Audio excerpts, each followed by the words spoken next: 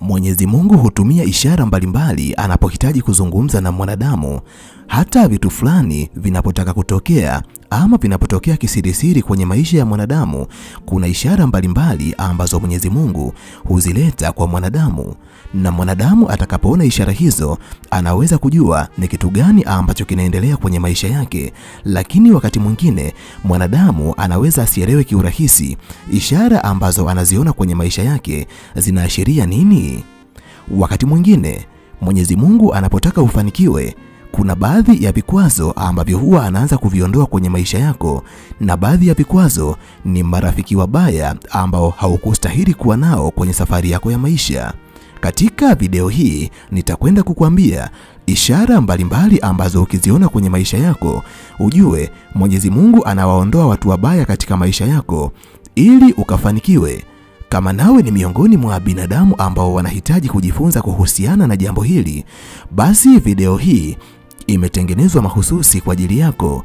Ili uendelee kujifunza mambo mbalimbali kupitia video zetu, jiunge nasi kwa kusubscribe katika chaneli hii ya Fafanuo Media. Hapo utakuwa wa kwanza kupata video zetu pindi tunapoziweka kwenye chaneli hii.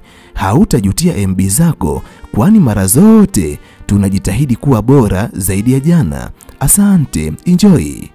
Zifuatazo ni dalili mbalimbali ambazo ukiziona kwenye maisha yako, ujue Mwenyezi Mungu anawaondoa watu wabaya maishani mwako ili ufanikiwe.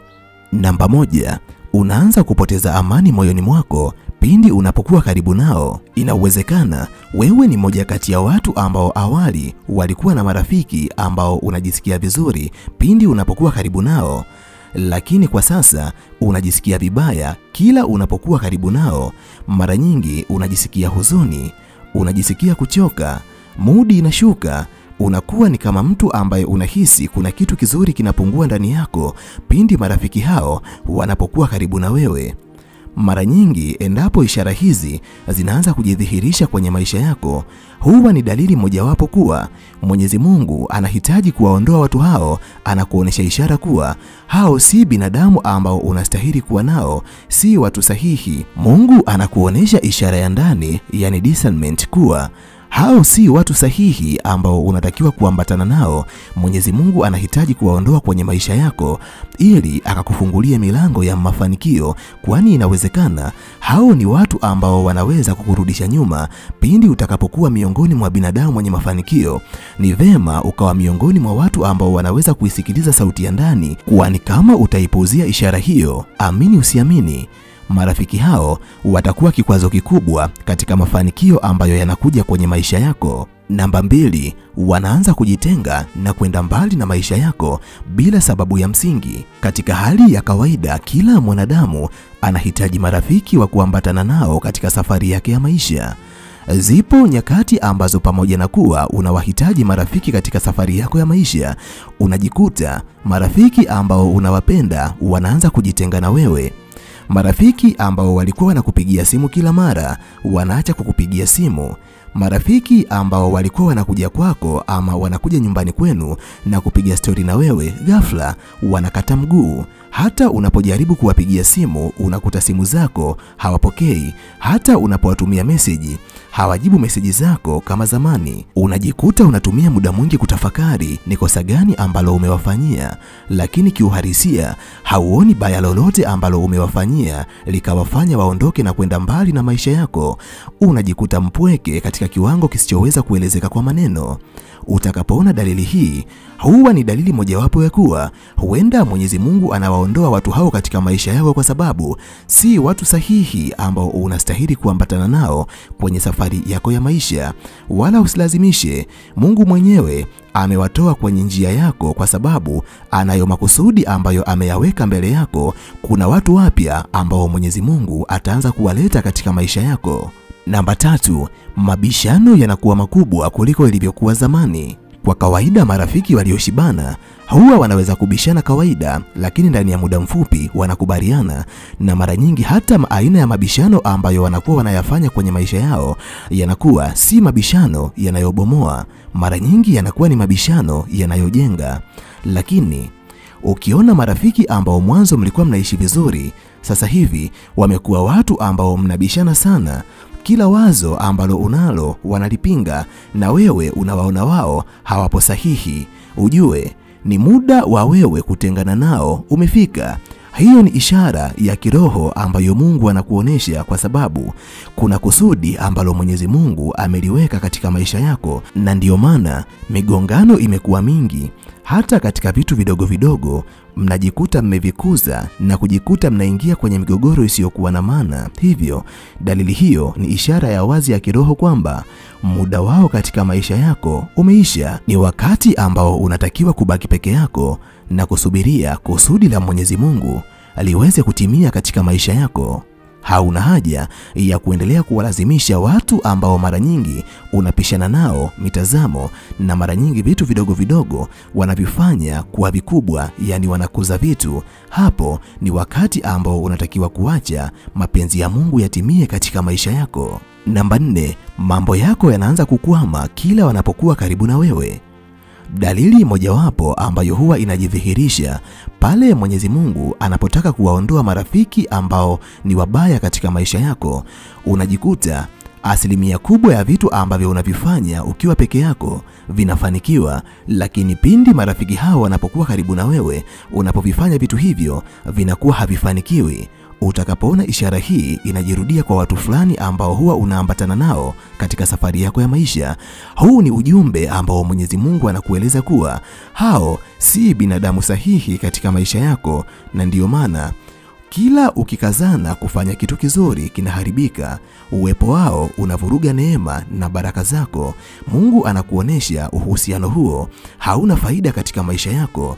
Unahitaji kujiweka mbali na marafiki hao, kwa sababu mafanikio yako yatatimilika pale tu binadamu hao watakapokaa mbali na maisha yako. Namba 5, moyo wako unaanza kuwa na mashaka nao bila sababu yoyote. Miongoni mwa vitu ambavyo unatakiwa kuvijua na kuviweka akilini, Mwenyezi Mungu anapohitaji kuwaondoa watu wabaya katika maisha yako, miongoni mwa ishara ambazo anaweza kuzionesha kwenye maisha yako ni ishara ya ndani.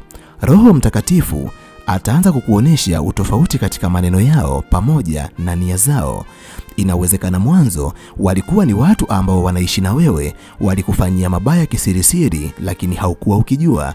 Inawezekana mipango mingi ilikuwa ikishindwa kutimia katika maisha yako kwa sababu ya uwepo wao katika safari yako ya maisha, lakini unapofika muda ambao Mungu anahitaji kuwaondoa na kuwaweka mbali na maisha yako ili ufanikiwe, moja kati ya ishara ambayo Mwenyezi Mungu atakuonesha ni hisia hasi juu yao. Utajikuta unaanza kuona utofauti katika maneno ambayo wanayazungumza mbele yako, lakini pia utaona tofauti ya tabia zao ambazo mwanzo walikuwa nazo. Kuna vitu ulikuwa haujavigundua, lakini sasa hivi utaanza kuiona tofauti kubwa katika tabia zao pamoja na nia zao, hasa wanapokuwa mbele yako.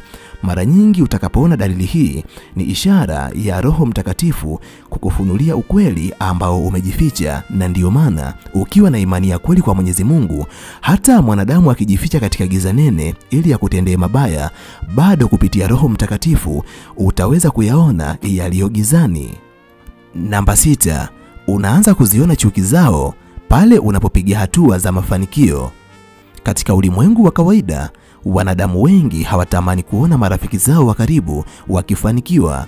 Inawezekana hata marafiki ambao unaambatana nao mwanzo ulikuwa hauelewi kuwa ni watu wasiofurahia mafanikio yako. Ulikuwa unawapenda, kuwajali na kuwathamini kwa sababu unaujali urafiki ambao mmejenga baina yenu.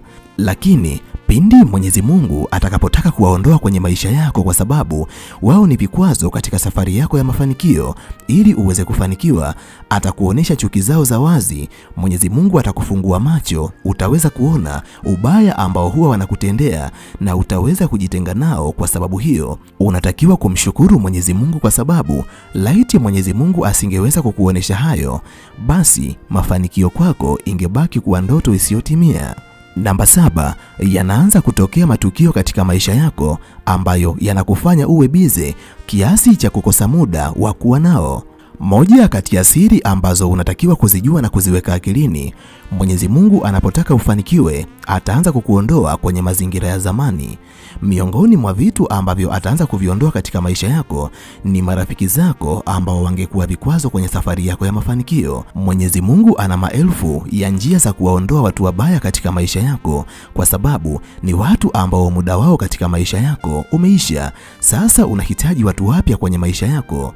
Namna mojawapo ni kukuletea mfululizo wa matukio ambayo yatakufanya uwe bize kiasi cha kupoteza mawasiliano na marafiki zako wa zamani. Utakapoona ishara hii mara nyingi, ni ishara ya kiroho ambayo inamaanisha kuwa Mungu anakutoa kwenye mzunguko na watu wasiokuwa sahihi, na mara nyingi atawaleta watu wapya ambao ni binadamu sahihi kwenye maisha yako. Hutakiwi kujilaumu wala kuhisi upweke kwa sababu unawapoteza kwenye maisha yako watu ambao unawapenda. Kumbuka, Mwenyezi Mungu anajua ni kitu gani ambacho anakifanya katika maisha yako, na mara zote yeye hutuwazia mema. Namba 8, unapata amani zaidi pindi unapokuwa peke yako. Kuna baadhi ya nyakati ambazo ulikuwa ukipata amani na furaha pindi unapokuwa karibu na marafiki zako. Ni kwa sababu muda wa wewe kufanikiwa ulikuwa haujafika, lakini Mwenyezi Mungu anapohitaji kuwaondoa watu wabaya kwenye maisha yako ili ukafanikiwe, unajikuta pindi unapokuwa karibu nao unapoteza amani, lakini pindi unapokuwa peke yako moyo wako unakuwa na amani. Ishara hiyo itakapojidhihirisha kwenye maisha yako ni ishara ya wazi kuwa Mwenyezi Mungu anakupa uthibitisho kuwa anakulinda na roho zao zisizokuwa safi. Yapo mengi ya kuzungumza, lakini kwa sababu ya usalama wa MB zako, mimi naomba niishie hapa. Ninahitimisha nikiamini kuna jambo kubwa ambalo umejifunza kupitia video hii. Nikutakie wakati mwema, na nimalize kwa kusema nawapenda sana sana, zaidi ya sana. Nikutakie wakati mwema.